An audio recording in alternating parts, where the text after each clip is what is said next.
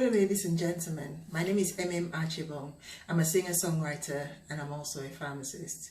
In today's video, I'll be talking about BMI. BMI stands for Body Mass Index, and it's a way that you can find out if your weight in relation to your height is okay, and there can be implications. So if you've got a high BMI, it can result in diseases such as cardiovascular illnesses and maybe cancer and even diabetes and other ailments.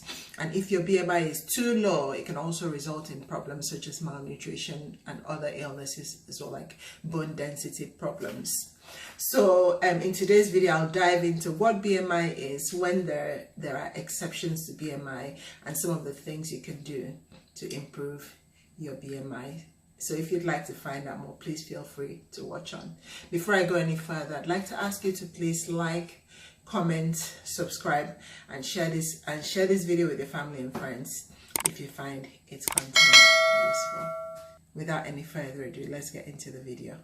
A healthy BMI can mean that you live a longer and healthier life with less disease as you grow older.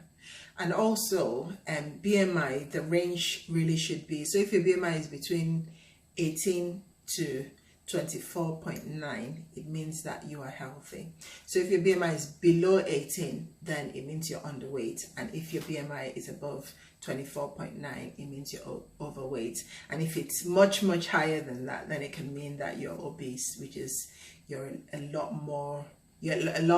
a lot more fat than is healthy, so you're storing a lot of fat in your body. So if your BMI is under, so if you're underweight, it can mean problems such as malnutrition and also osteoporosis and other issues that can arise as a result of being overly thin. It can actually cause death as well. For some people who have eating disorders, they can get so thin that it can actually cause a risk to their lives.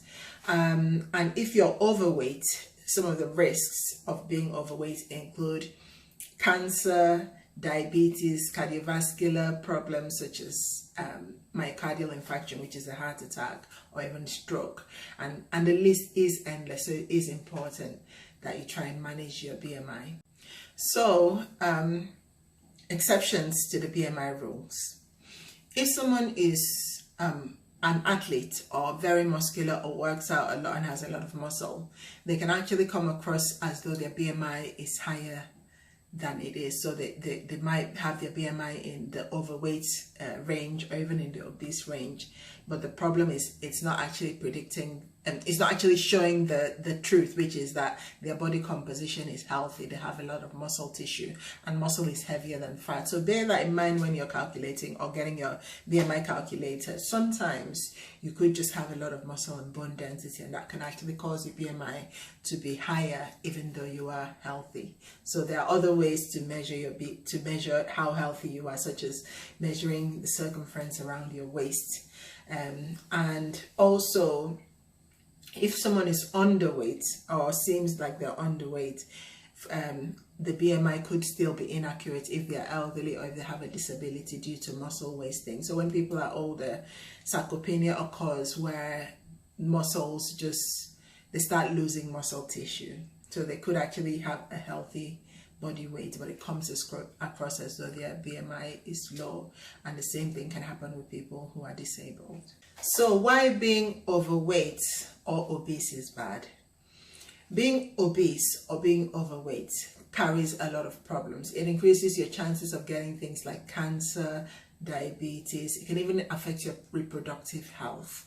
And it also causes things like stroke, hypertension. The list is endless. The way in which it does this can be as simple as just the fact that you're carrying extra pounds, so there's more work for your body to do, even to move blood around your body. Being obese and overweight can also cause more complex changes in your hormones and also your metabolism. Being obese or overweight can cause individual health costs as well as national and global health costs.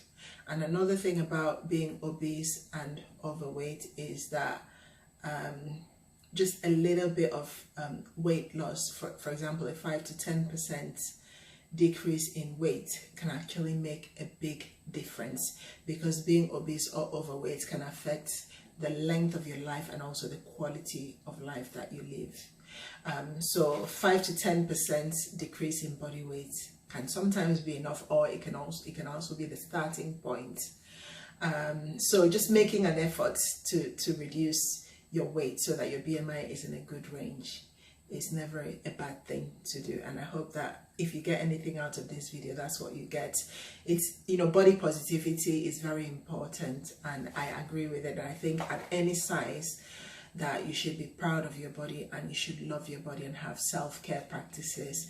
But I also believe that you should also make, even if it's small, efforts to try and reduce your weight so that your BMI is healthy. So these are 5 things that you can do to help you lose weight so that your BMI can be in a good range.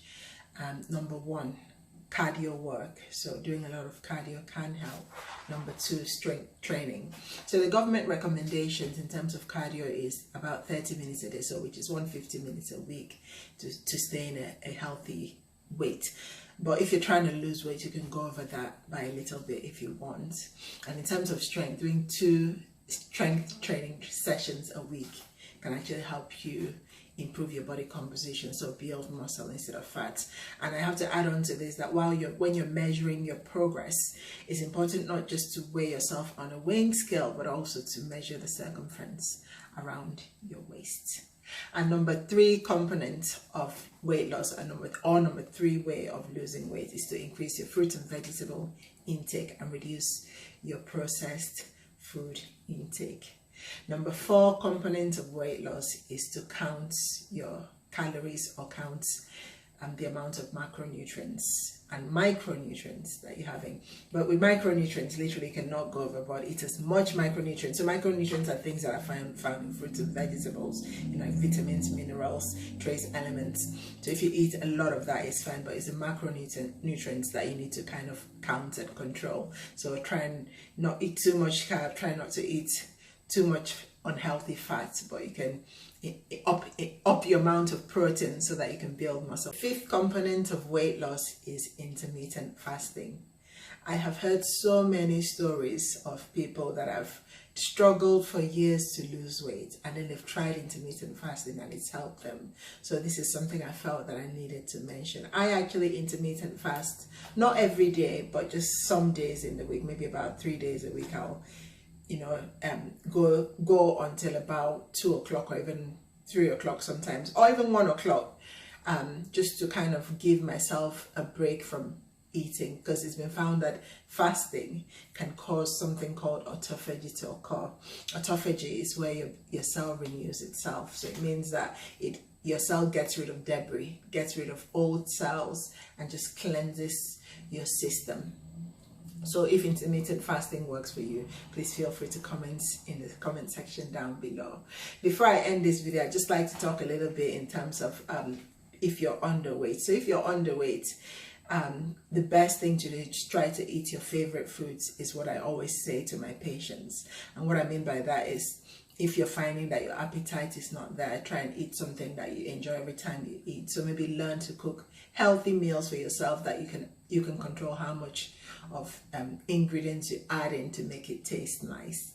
And also in terms of gaining weight, if you're underweight, try and exercise. So if you get into eating more protein and lifting weights, it can actually help you build muscle, therefore gain weight in a healthy way.